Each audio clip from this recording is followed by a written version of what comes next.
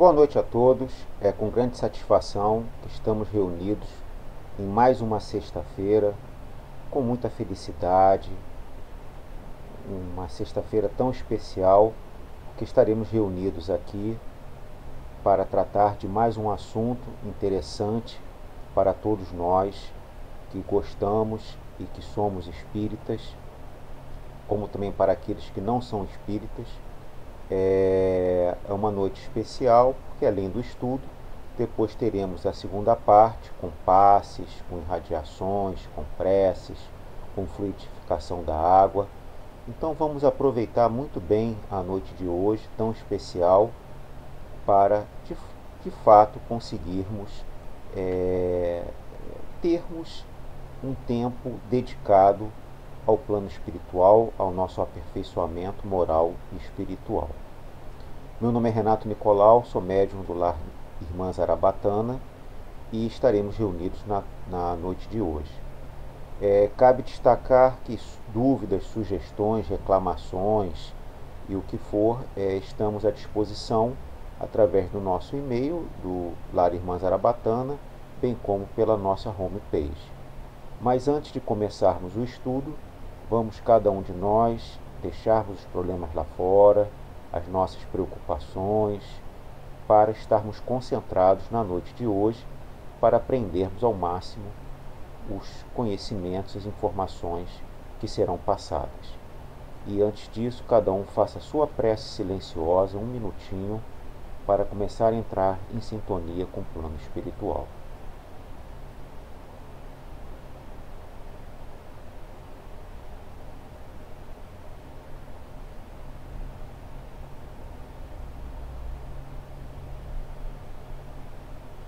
Ok, gente. Vamos lá então. A noite de hoje será múltiplas noites, né? Porque serão múltiplos estudos ao longo dos próximos meses para a gente falar sobre um assunto bastante interessante, da emancipação da alma, que a gente vai falar sobre o sono e os sonhos, visitas espíritas entre pessoas encarnadas ou desencarnadas.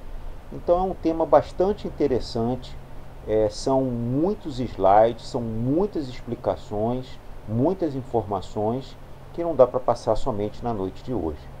A gente vai começar hoje, vai ser uma sequência bastante interessante para conversarmos. E o que é importante, tendo dúvidas, até para ter um bom encadeamento nessa sequência de aulas, tirar dúvidas, questionar, usando aí os canais do nosso LIS. Então, como eu falei, né, a gente vai estar tratando desse assunto e antes disso, né, vamos entender um pouco, né, do que isso tem a ver, né? Eu acho que intriga tanto a todos nós, né, o sonho que nós temos durante a noite, porque a gente dorme, né? O sono é igual a sonhos? A gente vai ver que não. E essa parte das visitas, né, entre pessoas, pode aparecer um espírito aqui no seu quarto, no nosso ambiente de trabalho, nosso ambiente familiar? Pode ou não pode? É um espírito encarnado ou desencarnado que pode aparecer? Então é isso que a gente vai estar discutindo ao longo desses dias. Então, até eu botei uma figura aí, né, de André, né, em sonho, André Luiz, né, enquanto conversava com a mãe, tinha perfeita consciência de que havia deixado o vínculo inferior, o corpo espiritual, no apartamento que estava em outro nível de realidade, ou seja, outra dimensão espiritual. Por isso que é tão importante a gente estudar, que a gente vai começar a entender como é que funcionam esses mecanismos e entender o que ocorre com a gente agora e no futuro, ok? Antes de estudarmos os tópicos assinalados para os temas, precisamos entender uma questão inerente a todos eles. André confirma que tinha perfeita consciência de que havia deixado o veículo inferior e que estava em outro nível de realidade. Perguntamos então, o que é consciência, né? O que é essa consciência, né? Ele tinha perfeita consciência do que estava acontecendo com ele, né? Então, um primeiro conceito importante para todos nós. Onde está escrita a lei de Deus, né? A lei de Deus, a lei divina ou lei natural, né? A lei de Deus é a lei natural. Se seguirmos essa lei, seremos felizes, ao contrário dos homens que criam leis que mudam com o tempo. As leis de Deus são eternas, perfeitas e nunca mudam, né? Porque o amor nunca vai mudar, o conceito correto de amor. Lei do trabalho, lei da justiça, dentre muitas outras leis. Sendo Deus o criador de todas as coisas, por consequência, as leis da natureza são divinas. Vamos ver aqui, Leon Denis, Amigos de Chico Xavier. Tende como templo o universo, como altar a consciência, como lei a caridade, por imagem de Deus, por religião o amor. Tá? Então é aí bastante interessante esse resumo feito aí por Leon Denis, Amigos de Chico Xavier. Onde está escrito a lei de Deus, né? A lei de Deus está escrito na nossa consciência. Algumas pessoas, ou às vezes nós mesmos, falamos: pô, eu estou com a consciência pesada, pô, minha consciência parece que quer me dizer algo. Isso daí vem passando intuitivamente ao longo da nossa vida. E que de fato é isso, né? O que é consciência?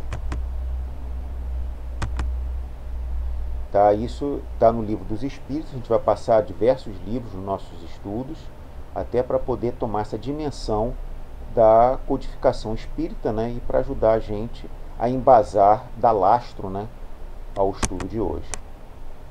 Tão pequeno já sabe, tão pequeno e já tão consciente do mundo, né? É uma brincadeira aí que eu coloquei para descontrair um pouco, né, sobre a parte de consciência, né?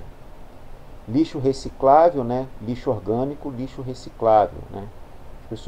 As crianças já vão tendo consciência ambiental, né? Então, o que é essa consciência? Baleia, você se arrepende de algo? Não, nem poderia. Por quê? Já imaginou o peso da consciência de alguém do meu tamanho, né? Imagina, né? Se pra gente já dói a consciência, já tem consciência pesada. Pra gente que tem aí 60, 70, 80, 100 quilos, imagina para uma baleia de 5, 10 toneladas, né? Então é outra aí caricatura, né, interessante aí para gente raciocinar. Então já falei do exemplo da baleia, já falei do exemplo da criança consciente ambientalmente, entre outros. Mas então, o que é consciência, né? Então, qual é a definição? Uma expressão que se refere ao fato de que a atividade mental ocorre com graus variados de consciência por parte do indivíduo. O indivíduo pode ser totalmente inconsciente, parcialmente consciente ou totalmente consciente de um dado aspecto da atividade mental. Então, ele pode estar desde inconsciente a totalmente consciente, mas de alguma atividade mental, porque nós ainda somos espíritos ainda em regeneração, né? Espero, né? Em regeneração, né? Em provas e expiações. Do latim, hominis, homem, indivíduo, ser humano, único representante vivente do gênero. Homo, da espécie Homo sapiens, é caracterizado por ter cérebro volumoso, posição ereta, mãos preenses, inteligência dotada da faculdade de abstração e generalização, dotado de consciência e capacidades para se comunicar, refletir, pensar e raciocinar. Então, da onde vem esse dotado de consciência, né? Do ponto de vista espiritualista, pode-se investigar e falar do homem em liberdade, moral, responsabilidade, dignidade, individualidade superior, sentido para a vida humana e para o universo e consciência. O homem é, pois, ao mesmo tempo espírito e matéria, alma e corpo. Isso a gente tem visto aí ao longo das nossas palestras espíritas nesses últimos quase 2 anos, né? Então a gente tem tanto o lado espiritual quanto o lado material, espírito, perispírito e perispírito, corpo físico. Espírito e alma, alma e corpo, talvez não sejam mais do que simples palavras, exprimindo de maneira imperfeita as duas formas da vida eterna, a qual dormita na matéria bruta, acorda na matéria orgânica, adquire atividade, se expande e se eleva no espírito. O que caracteriza a alma e a diferencia da matéria é a sua unidade consciente. No universo, só o espírito representa o elemento uno, simples, indivisível e, por consequente, indestrutível, imperecível e imortal. E afinal, quem é você? Botei a figura aí do iceberg para mostrar que a gente acha ou a gente vê apenas uma pequena parcela do que a gente é, como no iceberg. Mas a gente tem uma característica, tem um inconsciente muito maior do que é visível, muito maior do que se aparenta para nós e para os outros. Então a gente tem um nível consciente, como eu falei, né? Por isso que a gente estava falando da consciência. E a gente tem um nível subconsciente que muitas vezes não é perceptível, não é claro e não é fácil a percepção, tá? Então, nível consciente, subconsciente e inconsciente. A personalidade integral, a consciência, o eu, é o centro do ser, a própria essência da personalidade. O eu possui camadas, zonas internas que percebem a sua consciência profunda. O eu ordinário, superficial, limitado pelo organismo, não parece ser mais do que um fragmento do meu eu profundo, né? Do meu eu completo, onde estão registrados fatos, conhecimentos, recordações referentes ao longo passado da alma. A gente sabe que essa vida foi precedida de muitas outras vidas, ou aqui na Terra, ou em outros planos de provas e expiações, além de muitos mundos primitivos a quais nós passamos.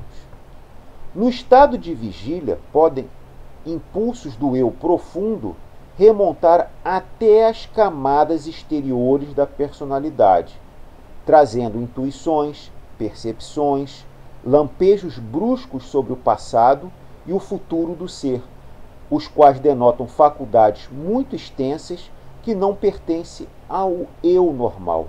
Então é para perceber que existe algo a mais do que está no nível nosso consciente.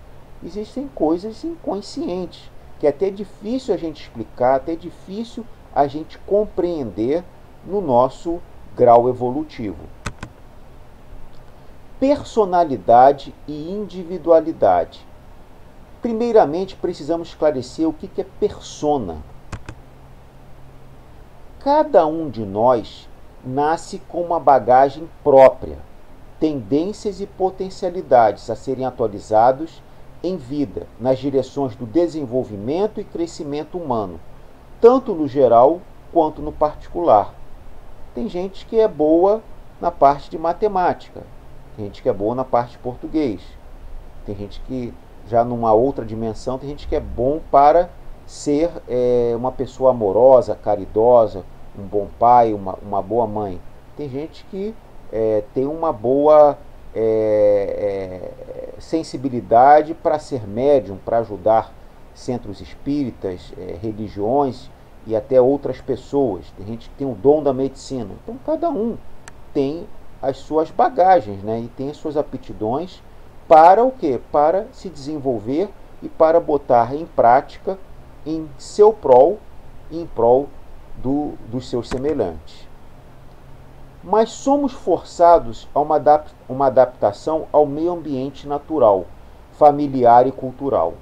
O contato com o meio estabelece quais potencialidades serão mais estimuladas e efetivamente exercitadas. Às vezes nós somos muito bons para a parte de construir uma família, ter harmonia, mas às vezes nós não construímos a nossa própria família. Às vezes nós somos muito bons para curar pessoas, tendo dom realmente magnético, mas a gente não teve a oportunidade talvez de seguir o campo da medicina, mas a gente pode aplicar isso talvez em outras profissões ou em outras atividades. Ensina o que deve e o que não deve ser feito, pensando, sentindo, observando e assim por diante. Isto cria em todos uma diferenciação entre o que é um e o que cada um deseja ou pretende, e o que cada um é possível de ser exercido ou expressado na sua situação familiar e social. Então, só para contextualizar as nossas potencialidades, e o meio influencia muito o nosso desenvolvimento. A nossa família molda e ajuda a moldar o nosso caráter, o nosso desenvolvimento moral, espiritual, intelectual, como o nosso país, a nossa cidade, o nosso convívio social, só para dar essa dimensão de como o meio ele interfere na sua personalidade, na sua individualidade.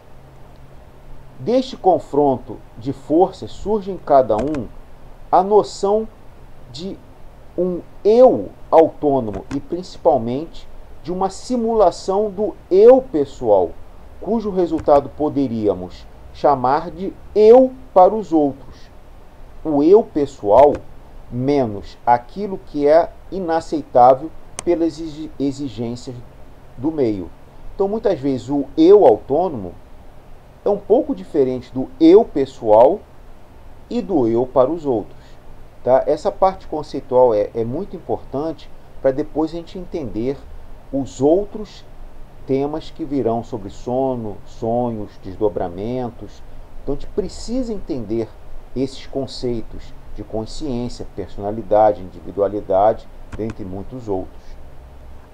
É importante ter uma persona eficiente, que cumpra seu papel de eu para o mundo e que seja, ao mesmo tempo, eficiente embaixador do eu pessoal nas relações com o meio externo, tornando-se um respeitável integrante de suas estruturas organizacionais.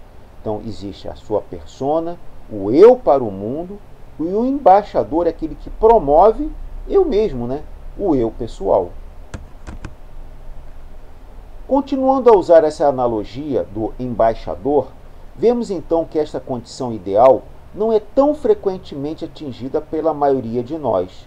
Ou seja, o embaixador não representa eficientemente os direitos e interesses do reino de eu, o centro de governo para o qual também deveria trabalhar.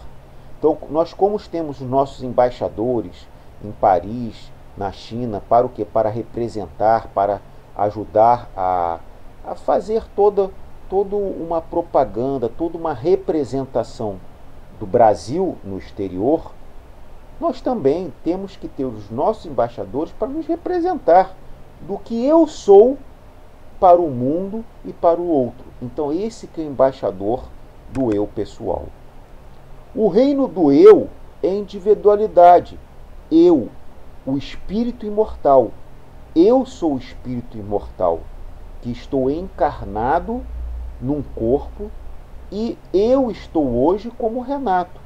Mas eu provavelmente já fui José, já fui Maria, já fui Antônio, mas eu sou o meu espírito, que estou representado através do Renato encarnado, que talvez daqui a alguns meses, anos ou décadas vá voltar para o mundo espiritual. A soma de todas as suas existências adquiridas através da persona de cada encarnação. Tá? Então, eu, o espírito, que está na persona do Renato. Vamos pegar o exemplo de um teatro. Tem lá o Antônio Fagundes. Ele, Antônio Fagundes, é o Antônio Fagundes. É a individualidade. Agora, ele está representando um papel, sei lá, numa novela, ou seja, um personagem. Então, se pegar aquela novela da Rei do Gado, que ele era um dos personagens principais, lá o Rei do Gado, ele não era ele estava como Rei do Gado naquela persona, naquela novela, mas ele é o Antônio Fagundes. Eu sou um espírito imortal, não sei nem qual seria o meu nome de espírito imortal, e eu estou hoje eu estou na persona chamada Renato. Então, para entender o que é individualidade e o que é o personagem que hoje estamos encarnado fazendo aqui na Terra, esse grande teatro que é a nossa vida. Personalidade e individualidade. Sobre a personalidade do ser, né, que é o nosso ego, jaz a realidade profunda, que é o espírito, que é a nossa individualidade.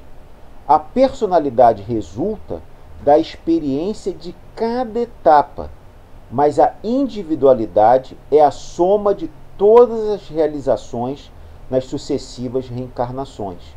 Então, como Antônio Fagundes, a individualidade do Antônio Fagundes devem ter sido 20 ou 30 ou 40 personagens no teatro, na TV, em novelas, dentre muitos, até em comerciais, né, para mostrar que ele estava ali representando personagens. Mas ele é o Antônio Fagundes. A personalidade é transitória. O Renato é transitório. O Rei do Gado do Antônio Fagundes é transitório. Está em permanente representatividade dos conteúdos mentais, pelas imposições das leis e costumes de cada época e cultura. Representa a aparência para ser conhecida, definidora de experiência nos sexos, na cultura, na inteligência, na arte e no relacionamento pessoal, não raro em distonia com o seu eu profundo e real. A individualidade é o ser pleno e potente, imperecível, é o espírito em si, mesmo que reúne as demais dimensões e sabe conscientemente o que fazer, quando fazê-lo e como realizá-lo, para ser a pessoa integral, ideal, que supera os condicionamentos e comportamentos pessoais, de consciência livre, e é o ser total, como pessoa é transitória, como individualidade é eterna. Então, o espírito é individualidade, é eterno. A pessoa, a persona, o Renato é transitório. Tá? Então, isso é muito importante para a gente entender esse conceito para as próximas etapas. As potências da alma, né? A consciência, o sentido íntimo, né? Então, é um livro bastante interessante para todos lerem, né? A gente falou do livro dos Espíritos, o segundo livro da noite de hoje, de Leon Denis, O Problema do Ser, do Destino e da Dor. Então, a gente vai ver a consciência, que é o sentido íntimo, a vontade, o livre-arbítrio, o pensamento, o amor. Então, são temas muito importantes para contextualizar e a gente entender. A consciência, o ser íntimo, centro do ser permanente, indestrutível, persiste, continua através de todas as nossas transformações. Então, é a nossa essência, é o que está dentro de nós, não do nosso corpo, e sim da nossa alma, e sim do nosso espírito. Percebemos-nos no tempo e no espaço. Sabermos o que somos é também o sentimento que temos de viver, agir, pensar, querer. Múltipla e ao mesmo tempo uma só. Todas essas sensações vão aumentando e apurando pela própria evolução, sem limites. Manifestará a vida infinita, o sentimento, o juízo, a faculdade de perceber o mundo invisível de maneira mais elevada. Sente as verdades morais, suas causas, suas leis, a consciência e o sentimento íntimo. Tá? Até eu botei aí na foto uma pessoa aí meditando, entrando aí em êxtase, né? Para ela entrar em sintonia com a sua essência, com o seu íntimo, com o seu ser. Tá? Aqui uma palavra de Sócrates, né? Um dos grandes filósofos da nossa humanidade, né? A consciência do homem é sua própria sentença, é o carrasco da sua vida a posteriori. Por isso que é tão importante a gente fazer as coisas certas, porque isso vai estar gravado na nossa consciência, o que está certo, o que está errado. E essa consciência vai nos julgar. Essa consciência será a nossa grande determinante para o nosso sucesso ou insucesso, porque ela vai estar ali martelando a nossa cabeça. Você está fazendo isso certo. Quando a gente não martela para o que é certo, ela martela porque está errado. Ó, isso aqui não está certo, isso aqui está errado. Você precisa se readequar frente à sua vida. Você precisa se reajustar frente à lei. Você precisa se reconciliar com o seu inimigo. Isso é sua consciência. Isso que vai estar martelando ao longo da sua vida, aqui como também para o futuro. Consciência é um pensamento íntimo que pertence ao homem, como todos os outros pensamentos. Não sou eu que estou falando, é Allan Kardec, da codificação espírita. Repetindo, consciência é um pensamento íntimo que pertence somente a você, como todos os outros pensamentos. Joana de Ângeles é o encontro com outras dimensões da vida e possibilidades extrafísicas de realizações. Agora vamos pegar aqui na parte de psicanálise, né? Jung, né? Relação dos conteúdos psíquicos com o ego, na medida em que é percebida pelo seu próprio ego.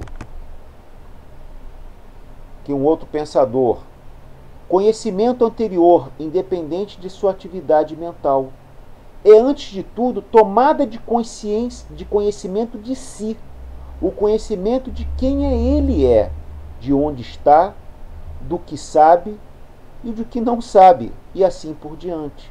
Então é algo muito intrínseco, muito pessoal, que está dentro da sua essência.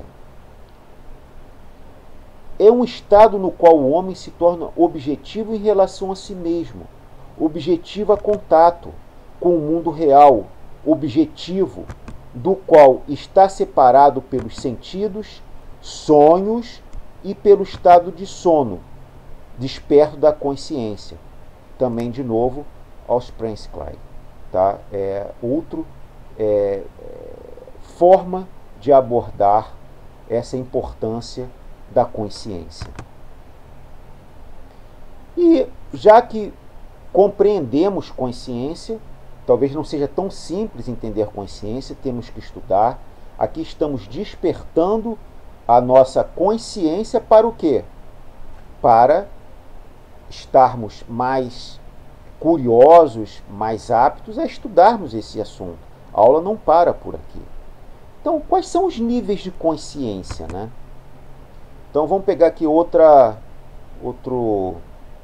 tira de cômica, né, para a gente descontrair um pouco. Como você consegue ser tão egoísta em é fácil, basta pensar só em mim o tempo todo. Você não tem coração? Tá no freezer. Pode comer se quiser, tá? Vou te deixar sozinho. Você está aqui, não tinha percebido. Então o colega que está sentado aí, qual o nível de consciência dele, né? É a abertura aí para o nosso tema. Então, nível de consciência, vamos pegar 4 níveis, né? Vamos começar do nível 4 para o nível 1, de baixo para cima. Nível inconsciente. conhecimento que não sabemos que temos. São aqueles conhecimentos e aptidões que o ser humano não sabe que não tem. É que quando usamos, erramos. Por quê? Nós não temos consciência que tínhamos essa capacidade, que tínhamos esse conhecimento. O nível 3 de inconsciência. Conhecimento que temos, mas não sabemos que temos. Nosso conhecimento e aptidões que não sabemos que temos. Eles aparecem em circunstâncias inusitadas. Então aparece o quê? Poxa, aconteceu isso e eu falei isso de uma forma inconsciente. E apareceu, às vezes foi cômico, às vezes foi trágico, também pode ter sido inconveniente, né? Então aparece de uma forma inusitada. Nível 2, consciência. Conhecimentos que sabemos que não temos. Aqueles que temos consciência que não sabemos e, como pessoas sensatas, não usamos. Então muitas vezes a gente tem consciência de muitas coisas, mas a gente sabe que aquilo é errado e a gente não usa. Às vezes tem consciência que fazer a vingança pode ser até interessante para aquele caso, para realmente encerrar e dar o troco para uma pessoa que nos fez o mal. Mas nós não usamos porque nós já temos consciência, como espíritas, que isso é errado. E o nível consciente, conhecimento que sabemos que temos, aqueles adquiridos, nossa subsistência diária. Então, são a maioria das nossas atitudes, das nossas ações, nossos pensamentos, são feitos de uma forma consciente. Porque nós sabemos o que é certo e o que é errado, temos conhecimento, temos informação e cabe a nós atuarmos de acordo com essa consciência que advém não só dessa vida, como também de toda a bagagem espiritual que nós temos ao longo das nossas múltiplas vidas. Então, Albert Einstein, né, dos cientistas mais importantes da humanidade, né, diz que um problema não pode ser resolvido no mesmo nível de consciência que criou esse problema. Você precisa ir para o próximo nível. Então quer dizer o quê? Se você quer resolver um problema, muitas vezes você não vai conseguir resolver ele, já que você não está conseguindo de uma forma consciente, você tem que mudar ele. Muitas vezes por uma forma inconsciente. Quantas vezes nós temos problemas que nós fazemos o quê? Nós deixamos para resolver depois. Porque para tentar mudar o nosso nível consciente, para tentar talvez sonhar ou entrar no estado de sono, de desdobramento, para termos um novo nível de conhecimento, de percepção e de consciência para podermos atuar de uma forma diferenciada. Tá? Então, só para entender os níveis de consciência e como devemos usar cada um deles, né? Então nós temos a matéria, nós temos a vida, nós temos a mente, nós temos o espírito e, frente a tudo isso, na nossa evolução, nós temos o quê? A expansão desse termo que nós estamos estudando aqui na noite de hoje, da nossa consciência.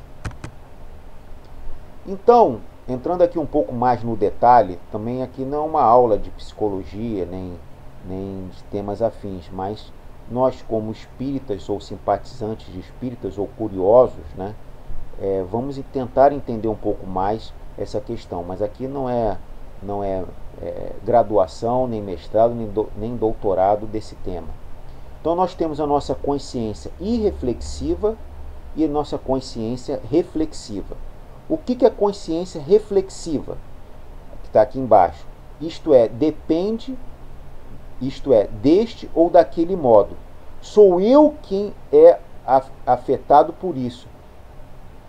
Que é e sente deste ou daquele modo. Ou seja, está correlacionado ao eu, a mim.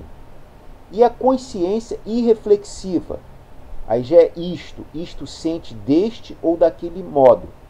Então Herculano Pires, né, mais um expoente aí espírita, né, fala que isto é um estado de coisificação da consciência, vemos-nos como coisas. Então, a consciência reflexiva é nós nos vermos como coisas. E a consciência reflexiva é o sentimento deste ou daquele modo de uma forma diferenciada com a atuação da nossa consciência. Então, entrando também um pouco mais aqui no nosso nível de consciência, existe uma outra forma de interpretar isso. Também eu vou passar, não é uma aula teórica, uma aula aqui para dar uma explanação, pode ter do nível 1 ao nível 7 de servir. Qual o nosso nível de consciência? Nós estamos no nível de 1 de sobrevivência, que nós mudamos na medida que dominamos um nível de consciência específico. Tem muitas pessoas que estão no nível de sobrevivência, não só material, mas também espiritual. Fazem de tudo para sobreviver. Fazem qualquer coisa moral, espiritual e material para sobreviver. Quando você passa desse nível, você já passa para um nível melhor.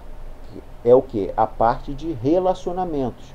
Você já consegue ter um relacionamento mais interessante, mais detalhado, mais íntegro e mais social. Então estamos no nível de relacionamento.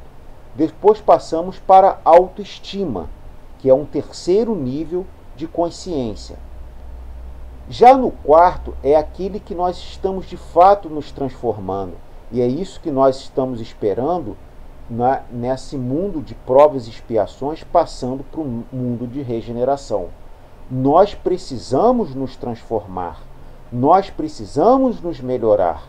E esse é o grande desafio aí que está vindo para a nossa reflexão. Aí sim, nessa transformação, nós estaremos passando o quê? Nessa nossa evolução da mudança com a transformação para um nível de consciência de uma coesão interna, ou seja, uma coerência, a pessoa não vai fazer coisas erradas apenas para sobreviver, ela vai estar pensando de uma forma consciente, de uma forma íntegra, de uma forma espiritualista, de uma forma humanística. Depois, no nível de fazer a diferença, vir nesse mundo para o quê? Para dar a minha marca pessoal, para fazer a diferença junto à minha família, à minha cidade, o meu trabalho, à minha sociedade. E no nível maior, são aquelas pessoas que têm a missão de servir. Aí seria o nível máximo de consciência que poderíamos ter. É aquela pessoa que está para servir. Todos nós queremos ser servido. Queremos ser servido. É garçom, é manicure, é cabeleireiro, barbeiro, é motorista, é tudo. Ok, nada contra você ser servido, mas o nosso, e também isso ajuda a desenvolver a cidade, dando empregos, dando oportunidade às outras pessoas. Mas o principal é servir ao próximo. O que a gente fala servir é servir ao necessitado, servir à causa espírita, servir ao bem da humanidade. Isso que é o grande nível. Então, em qual nível você está? No 1, no 3, no 5? Então é isso que faz a sua reflexão. É isso de uma forma didática e matemática, mostrando esse gráfico da sua evolução. E é isso que a gente espera que cada um de vocês atenda, entenda e faça da melhor forma possível a sua evolução, que é a mudança com a transformação. Então, consciência física das sensações, das emoções e intelectiva. Então, aqui é um outro psicólogo transpessoal, Stanislav Grof. No estado de consciência usual, o indivíduo se experimenta existindo dentro dos limites do seu corpo físico. Então ele vai se sentindo, e tudo são sensações, são experiências. Por isso que é mundo de provas e expiações, está toda hora sentindo, percebendo, acertando, errando. E a sua percepção do meio ambiente é restringida pela extensão fisicamente determinada de seus órgãos de percepção externas, visão, audição, tato, paladar, né? É isso que vai fazer. Às vezes a gente sente pelo cheiro me lembro do café que a minha avó fazia. Pelo cheiro, lembrava de alguma situação que ocorreu quando estava numa viagem. Pelo paladar, eu me lembro do bolo que a minha mãe fazia. Entendeu? Então, são as experiências, como também experiências sensoriais. A experiência ruim que eu tive quando equivocadamente eu respondi a um parente meu. São experiências que vão tendo e vão fazendo o quê? O seu nível de consciência e a sua reflexão. Tanto a percepção interna quanto a percepção do meio ambiente onde estamos confinados dentro desses limites. Por isso que existe o eu e o ambiente que molda e que faz essas interrelações comigo e com os demais indivíduos que estão em suas personas nessa vida. A aquisição de consciência é resultado de um processo incessante. O psiquismo se agiganta desde o sono, na força aglutinadora das moléculas no mineral, a sensibilidade no vegetal, ao instinto no animal e a inteligência-razão no aminal. Então, é para mostrar que o nosso espírito, ainda imperfeito, ele vai ganhando através dessas múltiplas experiências, nos seus múltiplos encarnações, bem como nos seus níveis em outros estados minerais, vegetais e animais, antes de chegar como estamos hoje no nominal, que a gente vai adaptando. Por isso que nós temos instintos. O instinto é extremamente selvagem, é extremamente ligado à parte animal e algumas vezes à parte vegetal. Esses instintos nada mais são do que as experiências adquiridas por esse espírito que nós estamos representando atualmente encarnado na nossa persona. Estados de consciência. A conquista da consciência abre espaço para o entendimento das leis que regem a vida, as leis de Deus, facultando o progresso do ser, que se entrega à tarefa da educação pessoal e, por consequência, da sociedade na qual se encontra. Joana de Ângeles, Momento de Consciência, capítulo 10. É outro livro interessante para todos nós. Estado de consciência. A sobreexcitação dos instintos materiais abafa, por assim dizer, o senso moral, assim como o desenvolvimento do senso moral enfraquece pouco a pouco as faculdades puramente animais. Então, à medida que a gente evolui moralmente, espiritualmente, a gente controla os nossos instintos animais, como também, quando a gente deixa solto os nossos instintos puramente animais, muitas vezes a gente não consegue controlar, porque a gente não tem essa consciência do nosso desenvolvimento moral e espiritual. De novo, mais uma passagem do Livro dos Espíritos, questão 754, em seus comentários, a qual eu destaquei. Clareza mental. Resulta da educação da vontade, do equilíbrio que se adquire com esforço, alcançando-se uma lucidez lógica, que evita a distração das realidades objetivas e subjetivas que constituem a vida, na qual se move e se atua. Então, ter clareza mental, isso está claro para mim. Por quê? Porque está límpido, está muito claro, está muito apto para o meu entendimento sobre determinada questão. Rumo às Estrelas, outro livro bastante interessante, capítulo 20. Então, quais são os nossos 5 estados de consciência? Do inconsciente ao consciente. Como a gente viu lá o iceberg, né? Conscientemente a gente vê uma pequena parcela, mas inconscientemente muita coisa fica obscura para a nossa limitação ainda de enxergar as coisas na vida. Por isso que a gente fala assim, eu não domino, muitas coisas acontecem na minha vida, eu não consigo dominar. É isso mesmo, porque muitas coisas na vida estão no estado inconsciente. Como lá o Titanic bateu no iceberg, que ele não conseguiu enxergar aquele grande bloco de gelo que estava debaixo da água. Muitas vezes nós não conseguimos enxergar as coisas que acontecem de uma forma inconsciente. E a gente às vezes fica confuso, porque a gente não consegue dominar, não consegue entender o nosso inconsciente. E isso depois fazendo o link, teoricamente, embasando isso para a parte do sono e para os sonhos. Tá? Então, por limitação de tempo, a gente vai deixar os 5 estados de consciência até para poder auxiliar e engatar na próxima sexta-feira que tiver aula, aliás, que tiver palestra, né?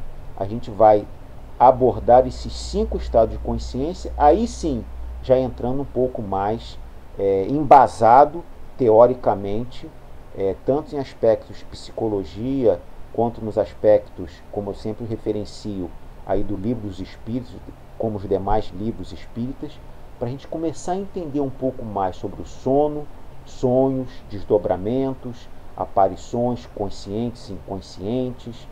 Então é algo muito interessante que eu conto com vocês de continuarem estudando, não parando a aula aqui, estudar um pouco mais esse tema de consciente, inconsciente, estados de níveis de consciência, para que na próxima aula a gente esteja mais apto a entender os desdobramentos que esses conceitos vão dar para